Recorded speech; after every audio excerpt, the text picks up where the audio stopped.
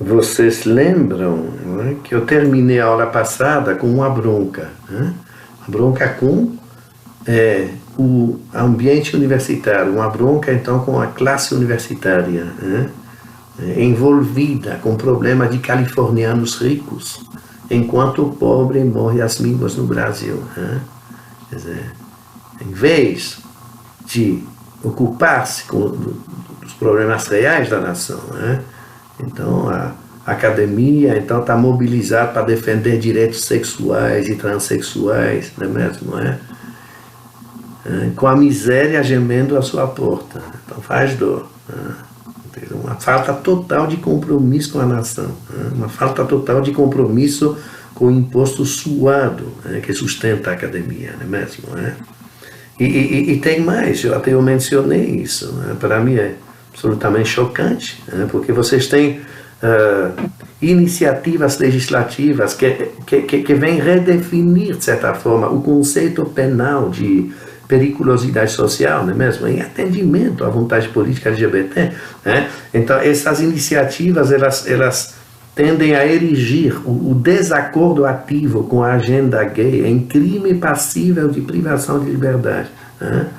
E essas iniciativas então gozam de claro apoio estudantil. Você puxa os vídeos na internet, você vê estudantes lá manifestando no Congresso com faixas e bandeiras em apoio a esse tipo de iniciativa legislativa fascista, literalmente. Isso é fascismo. Uma classe, então, quer se arrogar o direito de definir o que é aceitável ou não, em termos de liberdade de expressão. Então, o desrespeito à liberdade de expressão e de religião, inclusive, é tonalidade perceptível, tá? De uma geração que em poucos anos irá cobrir a magistratura, o legislativo, a administração e o poder econômico. Então são eles que vão mandar daqui a uns 20 anos.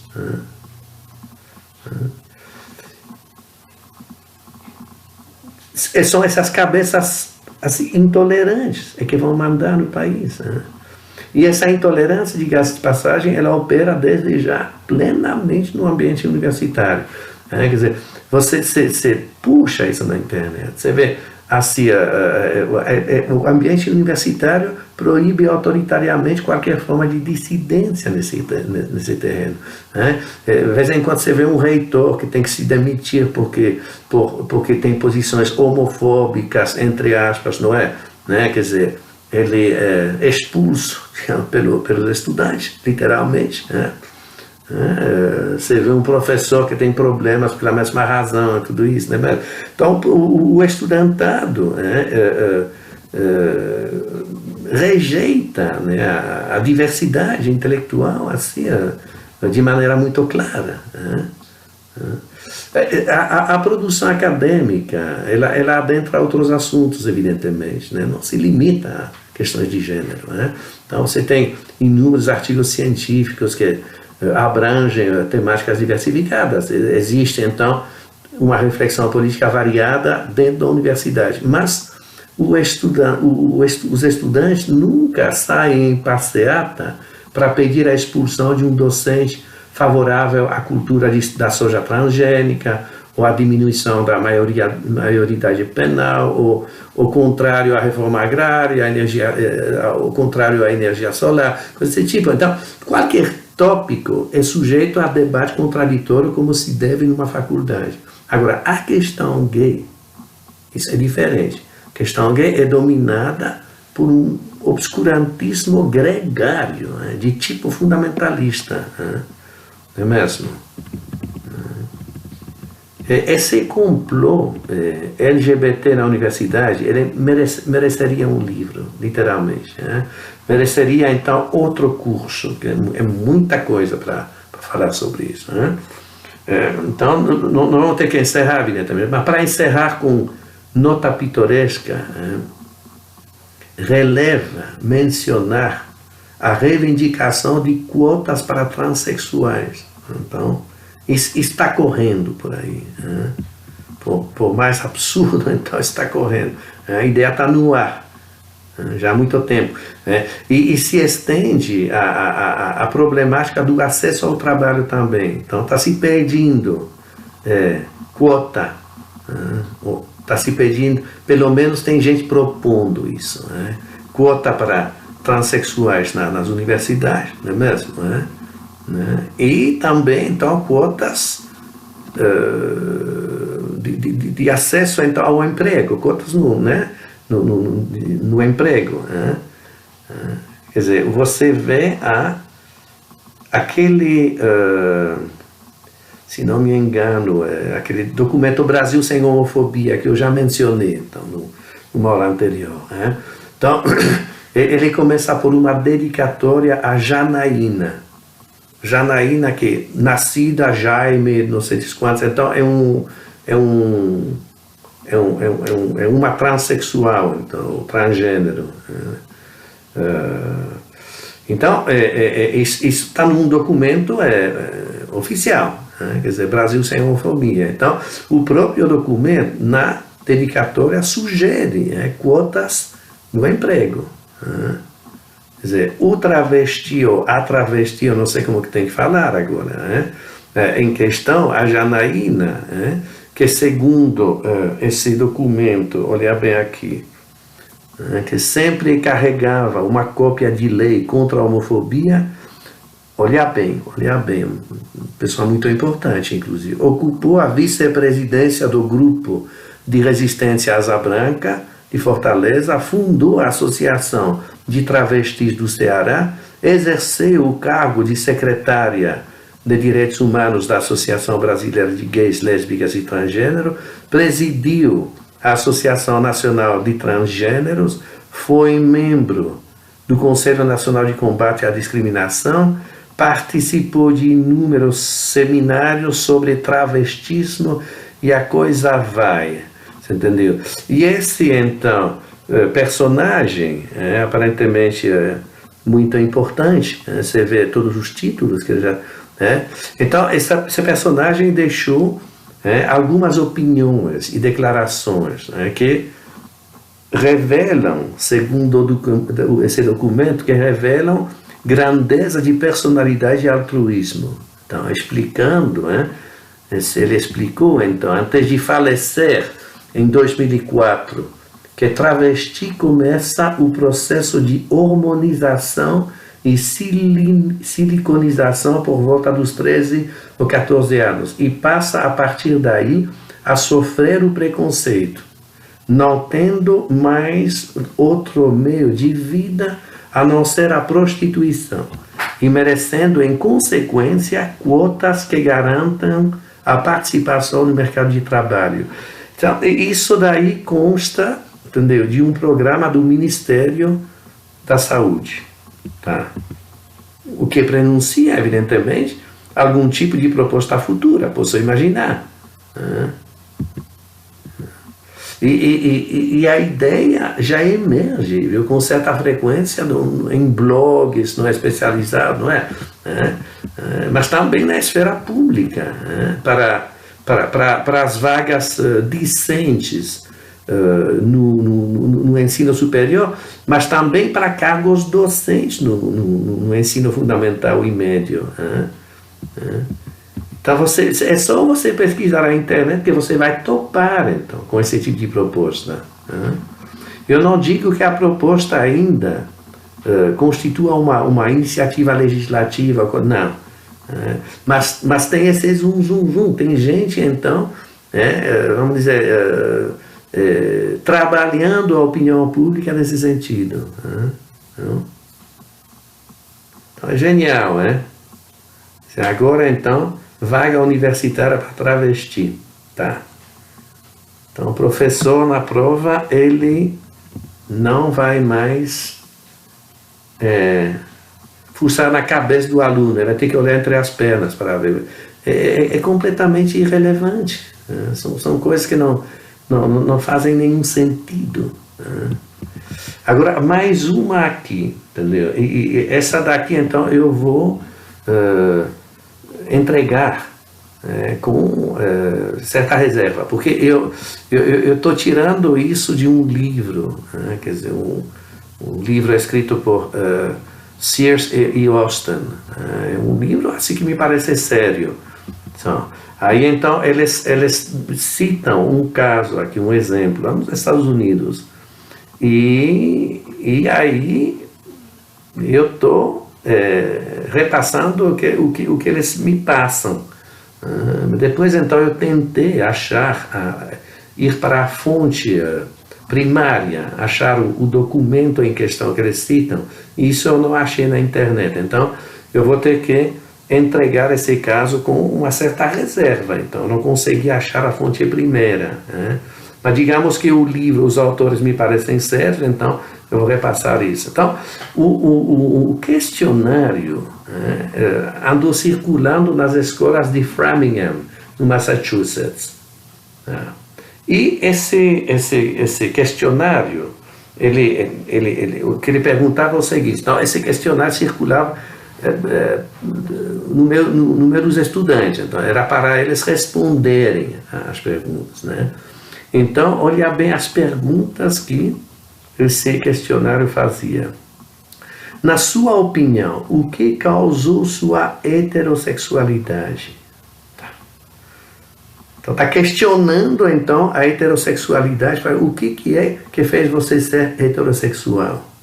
Segunda pergunta: quando você decidiu ser heterossexual?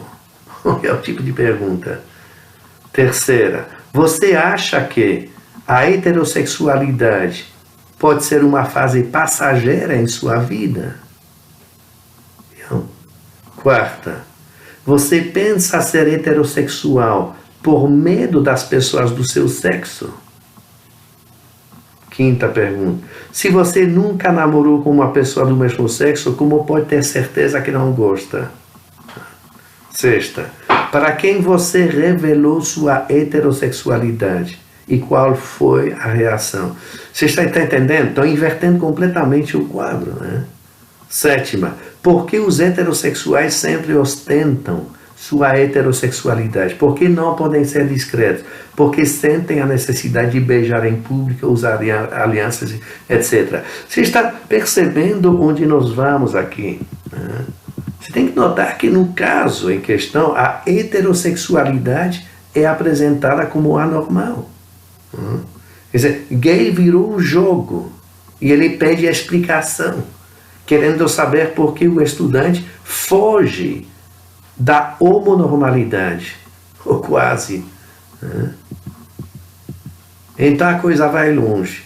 Só falta propor a cura hétero. Pronto.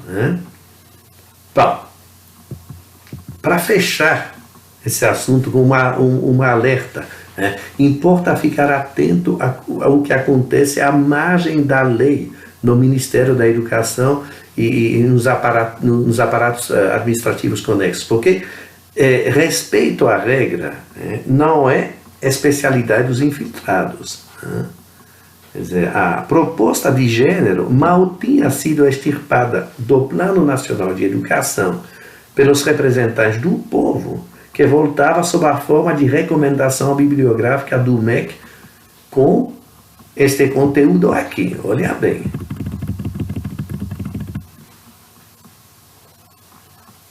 O peso cultural da família patriarcal e da igreja. Então, isso daí é um livro recomendado pelo MEC. Eu estou extraindo uma passagem do livro. Isso depois de ter excluído a referência à ideologia de gênero no Plano Nacional de Educação. Aí o MEC, então, indica este livro aqui. Olha bem o trecho. O peso cultural da família patriarcal e da igreja em nossa sociedade continua a ser uma forte influência para a marginalização dos grupos LGBT.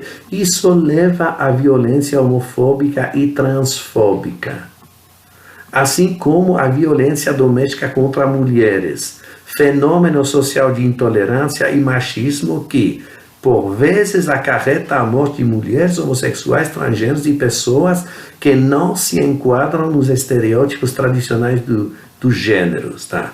Então, é o tipo de literatura recomendado pelo MEC, depois, então, do Congresso ter retirado qualquer referência à ideologia de gênero do Plano Nacional de Educação. Então, a intoxicação democraticamente expulsa pela porta volta, então, pela janela sob o disfarce de leitura complementar.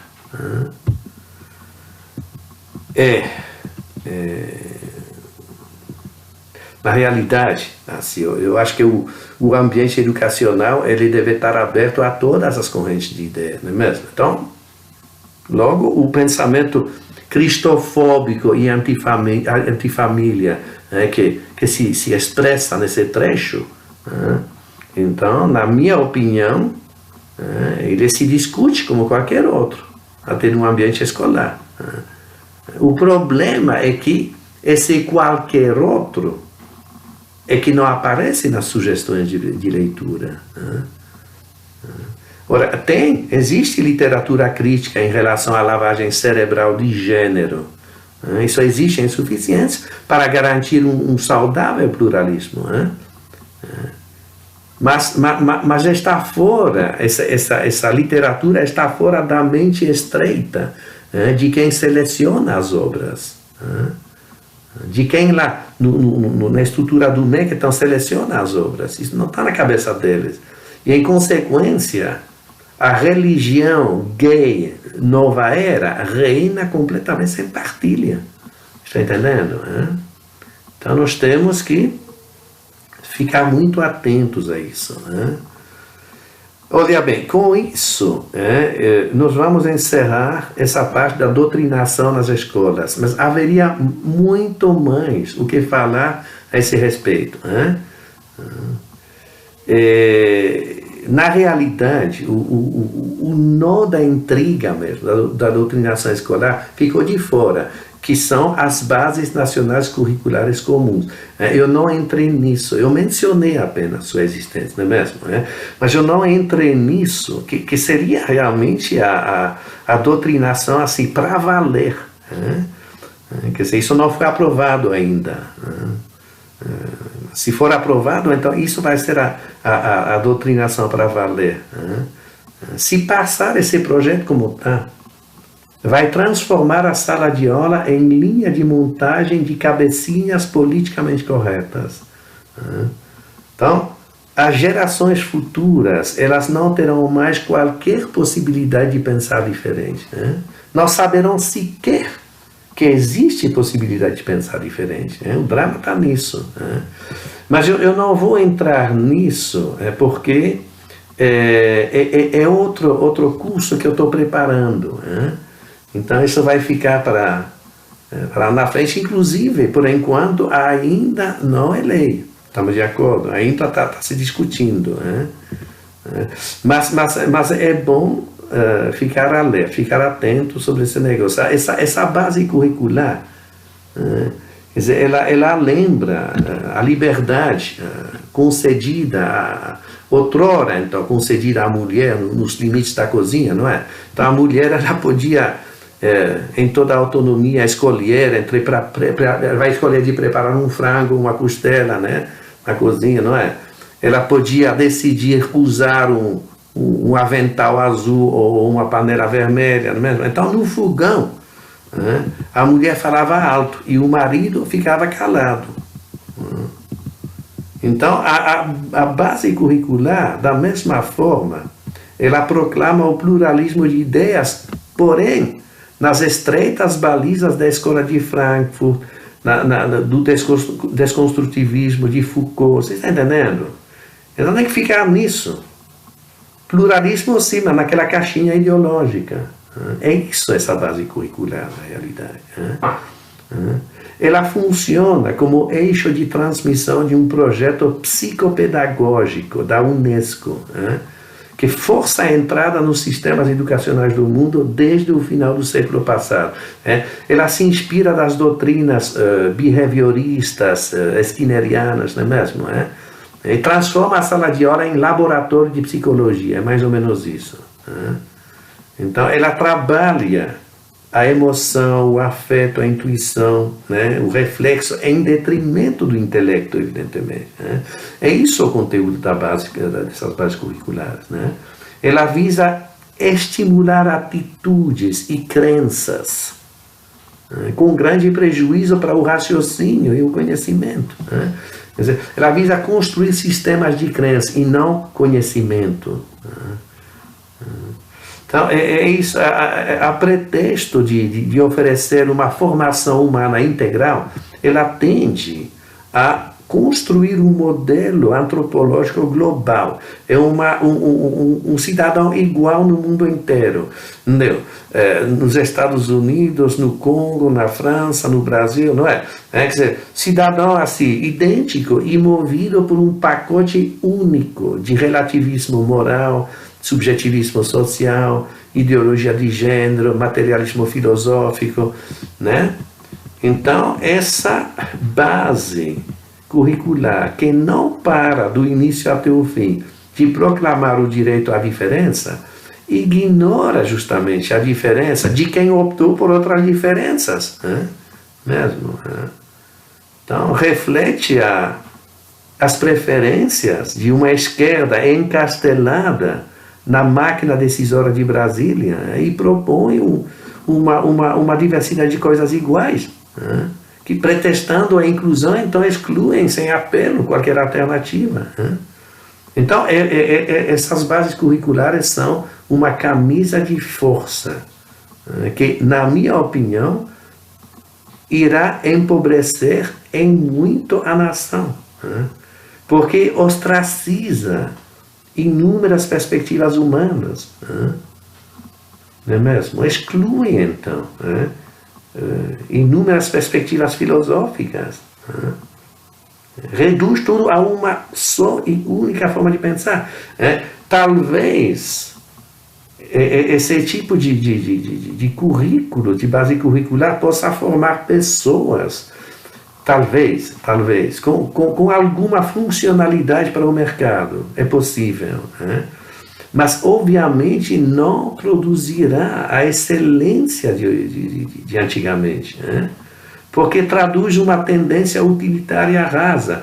Ela vai fabricar gente preocupada com homofobia, com aquecimento global e coisas desse tipo, mas é muito duvidoso que ensine a ler, escrever e a contar direito, né? Porque de tanto prestigiar os aspectos atitudinais, como a gente fala, a escola, ela vai negligenciar os conteúdos cognitivos, né? E vai privar a juventude, inclusive, do saber que emancipa o cidadão na vida, né? Você quer saber, o pobre, por exemplo, a única forma dele se emancipar socialmente é o conhecimento, né? E na minha interpretação, essa base curricular, ela está roubando essa possibilidade dele, né?